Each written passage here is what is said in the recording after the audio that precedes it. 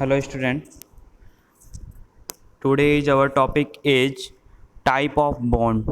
Brick masonry में हम type of bond पढ़ेंगे और ये हमारी यूनिट 2 का टॉपिक है। तो हम सबसे पहले बात करते हैं कि ब्रिक मेसनरी होता क्या है। ब्रिक मेसनरी क्या होता है? ब्रिक का अरेंजमेंट करना। ब्रिक का अरेंजमेंट करना ही क्या होता है? ब्रिक मेसनरी होता है। तो हम क्या करते हैं ब्रिक मेसनरी में? तरह तरह के बॉन्ड बनाते हैं। एज ए ब्रिक अरेंजमेंट को आप बॉन्ड बोल सकते हो। जो ब्रिक अरेंजमेंट करते हैं ना, ब्रिक की मेसनरी में जो हम ब्रिक अरेंजमेंट करते हैं ना, उसको बोलते हैं ब्रिक बॉन्ड। तो ब्रिक मेसनरी में 4 टाइप के बॉन्ड होते हैं। कौन कौन से?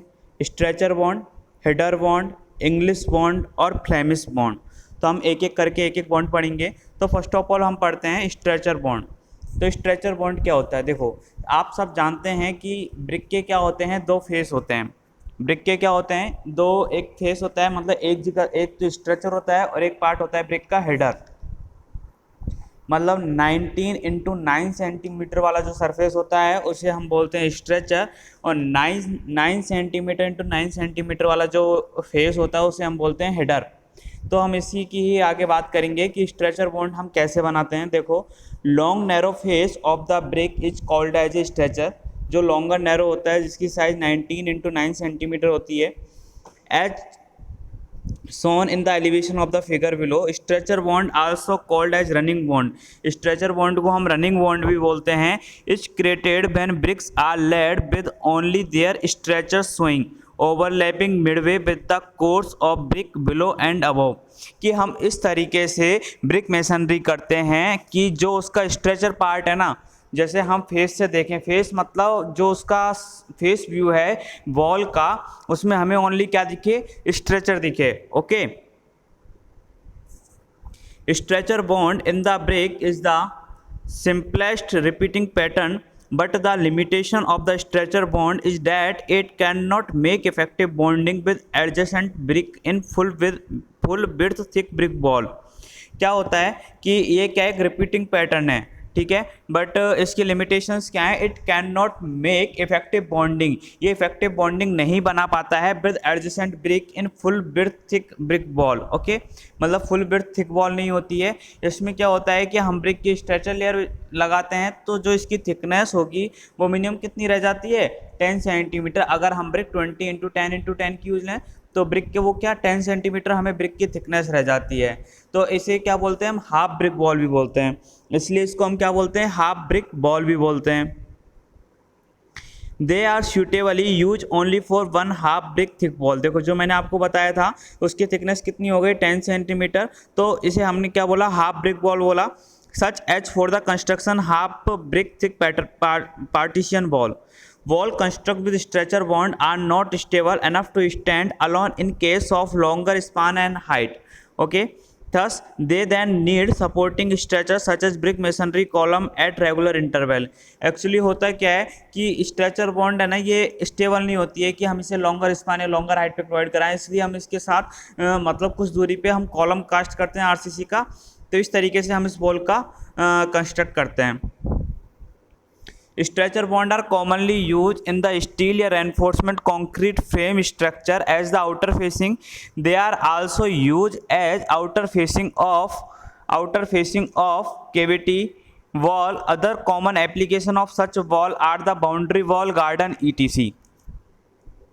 ओके, देखो, जो स्ट्रेचर बॉन्ड है वो कुछ एलिवेशन में कुछ ऐसा दिखता है। आप इसमें देख सकते हैं हमें डायरेक्टली स्ट्रेचर दिख रहा है। अब अगर हम स्ट्रेचर फर्स्ट कोर्स में भी जो 1 2 3 4 लिखा हुआ है, इनको हम बोलते हैं course. First course, second course, third course, fourth course. अगर हम स्ट्रेचर यूज लें तो उससे क्या होगा? अगर हम स्ट्रेचर यूज लें तो देखो यहाँ पे एक वो बनेगा, वर्टिकल जॉइंट बनेगा। तो वर्टिकल जॉइंट को रिमूव करने के लिए आप देख रहे होंगे सेकंड और फोर्थ में हमने कोर्स वो यूज लिया है, सेकंड और फोर्थ में हमने बैट यूज लिया है। इसको बोलते हैं हाफ बैट। तो इसमें जो सेकंड और फोर्थ में आगे की तरफ जो हमने हाफ बैट यूज लिया है वो क्यों यूज लिया है? जो वर्टिकल जॉइंट है उसको रिमूव करने के लिए। ओके, प्लान में कुछ ऐसा दिखेगा स्ट्रेचर बॉन्ड। नेक्स्ट बॉन्ड हम पढ़ते हैं हेडर बॉन्ड। हेडर बॉन्ड क्या होता है? देखो, नाम से पता लग रहा है इसमें फेस में हमें क्या शो होना चाहिए? हेडर शो होना चाहिए, फेस पे हमें हेडर दिखाई देता है। तो आगे पढ़ते हैं। Header is the shorter square face of the brick. Square होता है विद मेजर 9 × 9 सेंटीमीटर का। मैंने आपको बताया था हेडर क्या होता है, शॉर्टर फेस होता है, क्या डायमेंशन रहती है उसकी, 9 × 9 सेंटीमीटर रहती है। हेडर बॉन्ड को हेडिंग बॉन्ड भी बोला जाता है। Okay, in header bond all brick in each course are place as header on the face of the wall. ठीक है, हेडर बॉन्ड में क्या होता है, हर ब्रिक को हर कोर्स में कैसे रखा जाता है कि हमें हेडर शो हो अगर हम ब्रिक को सामने से देखें।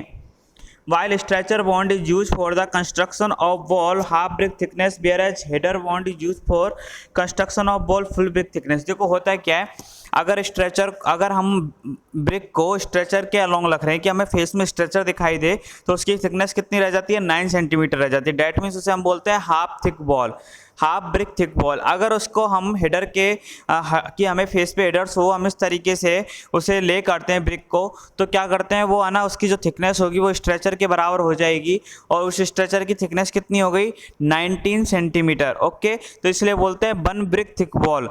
तो जो हेडर बॉन्ड होता है उसकी थिकनेस कितनी रहती है, 1 ब्रिक थिक वॉल रहती है।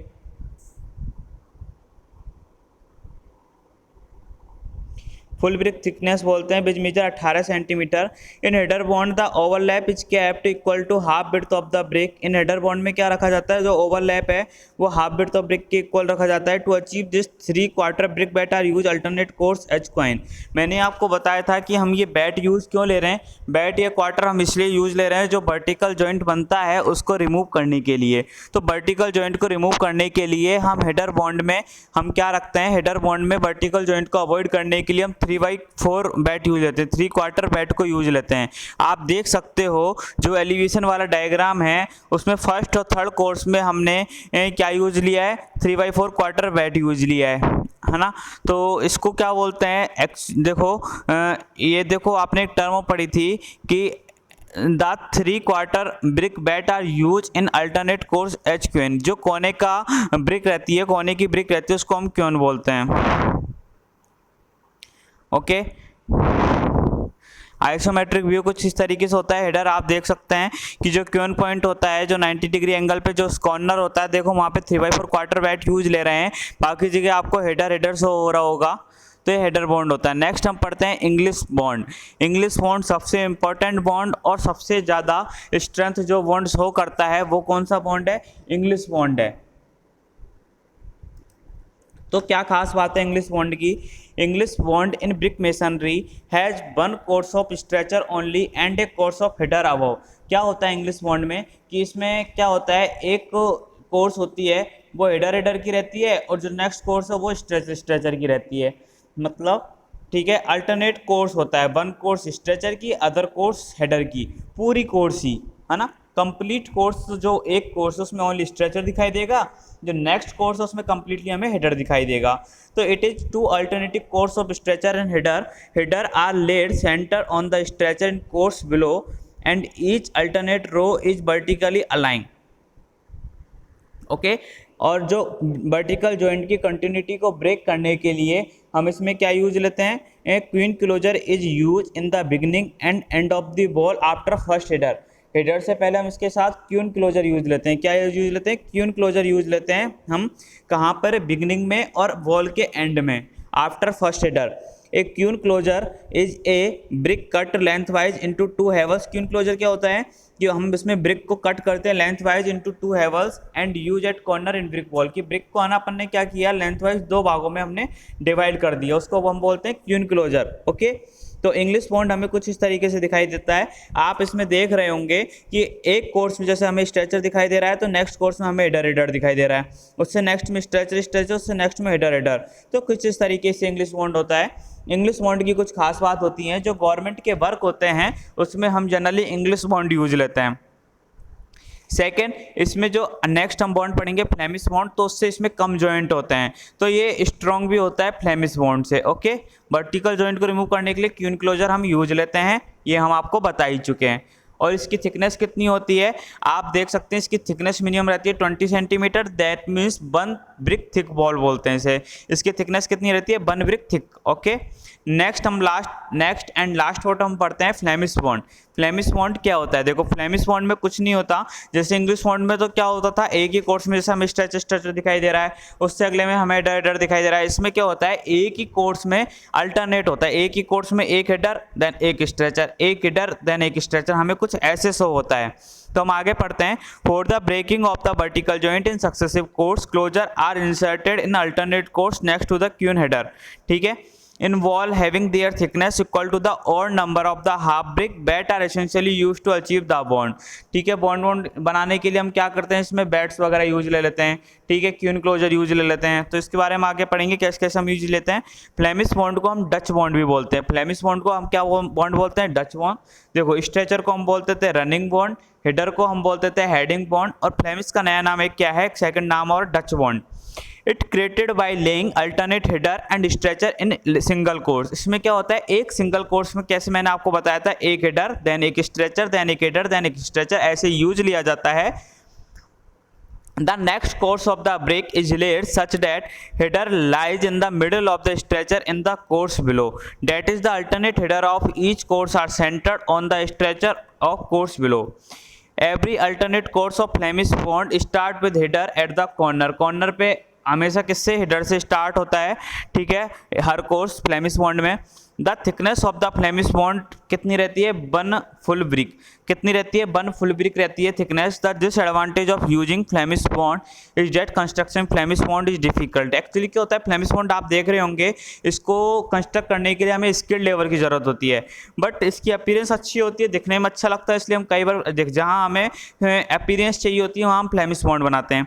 And required greater skill to lay it properly as all vertical mortar joint needed to be aligned vertically for best effect। अब होता क्या, इसमें जॉइंट ज़्यादा बनते हैं, तो breaking of breaking of vertical joint in the successive course, closer are inserted in alternate course. Closer को किया जाता है, तो हम जैसे इसमें half bat queen closer use लेते हैं, इसलिए क्या करते हैं, इसमें जो जॉइंट्स हैं वो बहुत ज़्यादा हो जाते हैं, इसलिए इसकी स्ट्रेंथ भी कम होती है।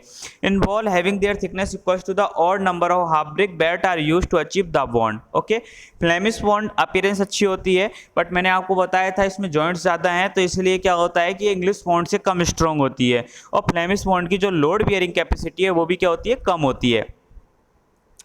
Thus, if the pointing has to be done for brick masonry wall, अगर brick mason pointing डन करते हैं, pointing की जाती है, then Flemish bond may be used for better artistic view। जहाँ पे pointing की जाती है, सुंदरता हमें चाहिए होती है, वहाँ हम Flemish bond यूज लेते हैं। If the wall have to be plaster, तो हम English bond को यूज लेते हैं। देखो जहाँ पे हमें मतलब प्लास्टर नहीं करना होता है, तो वहाँ पे pointing करनी होती है, तो Flemish bond रखते हैं, क्योंकि वहाँ पे क्या होता है, दिखने में अच्छा होता है। अगर प्लास्टर करना है तो अपन को क्या पता, अपन को चाहिए स्ट्रेंथ, तो वहाँ पे हम क्या यूज लेते हैं, इंग्लिश बॉन्ड। इंग्लिश बॉन्ड को बनाना इतना डिफिकल्ट भी नहीं होता। तो आप एज ए डायग्राम में देख सकते हैं। देखो फ्लेमिश बॉन्ड 2 टाइप के होते हैं, सिंगल फ्लेमिश बॉन्ड और डबल फ्लेमिश बॉन्ड। इनमें फ़र्क क्या होता है, देखो सिंगल फ्लेमिश बॉन्ड में क्या होता है कि फ्लेमिश बॉन्ड जो फ्लेमिश व्यू है ना, वो हमें ओनली फेस पे दिखाई देता है। अगर हमें बैक ऑफ बॉल की बात करेंगे तो हमें कुछ अलग व्यू दिखाई देगा। तो फेस और बैक पे अलग अलग व्यू हमें दिखाई देता है, कि हमें फेस पे तो फ्लेमिश व्यू दिखाई देता है और बैक में हमें अदर व्यू दिखाई देता है। ठीक है, और इसकी जो थिकनेस होती है वो कितनी रहती है, 1.5 थिक वॉल होती है। कितनी, 1.5 थिक वॉल होती है। अप्रॉक्सीमेट आप बोल सकते हैं 30 सेंटीमीटर की थिकनेस होती है।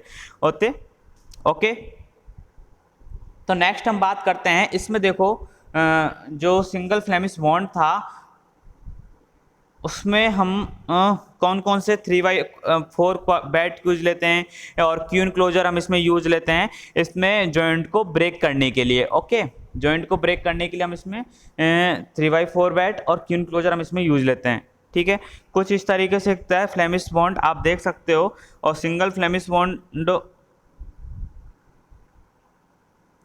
देखो हम आगे पढ़ते हैं। फ्लेमिश बॉन्ड को हम क्लासिफाइड करते हैं सिंगल फ्लेमिश बॉन्ड और डबल फ्लेमिश बॉन्ड। देखो single Flemish bond is a combination of the English bond and Flemish bond. मैंने आपको बताया था कि जहां अपन को फ्रंट में तो क्या दिखेगा, फेस पे क्या दिखेगा, फ्लेमिश, और बैक पे हमें क्या दिखेगा, English bond. In this type of construction, the front exposed surface of wall consists of Flemish bond and back surface wall consists of English bond in each course. minimum thickness required for single Flemish bond is 1.5 brick thickness. The main purpose of using single Flemish bond is to provide greater artistic appearance in the front surface with required strength in the brickwork with English bond. देखो English bond भी है तो strength भी show करेगा, साथ में appearance भी show करेगा, वहाँ पे हम सिंगल फ्लेमिश बॉन्ड यूज लेते हैं। उससे नेक्स्ट हम पढ़ते हैं डबल फ्लेमिश बॉन्ड। तो डबल फ्लेमिश बॉन्ड में क्या होता है, double Flemish bond has the same appearance both in front and back elevation. Double Flemish bond है, उसकी जो अपीयरेंस है बोथ फ्रंट एंड बैक में सेम रहती है, ठीक है। That is each course consist of alternate header and stretcher, ठीक है। इसमें क्या होता है डबल फ्लेमिश बॉन्ड में कि हमको फ्रंट में भी और बैक में भी दोनों साइड क्या दिखेगा, फ्लेमिश व्यू दिखेगा। और इसकी जो थिकनेस रहती है वो कितनी होती है, 1 ब्रिक थिक वॉल होती है, 1 brick thick wall, that means 20 centimetre. और जॉइंट को ब्रेक करने के लिए हम इसमें क्या यूज लेते हैं, क्यू इनक्लोजर। तो आगे देखो, that is each course consist of alternate header and stretcher, this type of bonding is comparatively weaker than English bond. ये इंग्लिश बॉन्ड से क्या रहती है, वीक रहती है, ओके। और इसमें जॉइंट्स को ब्रेक करने के लिए हम क्या यूज लेते हैं, क्यू इनक्लोजर, हम इसको यूज लेते हैं, ओके। Thank you.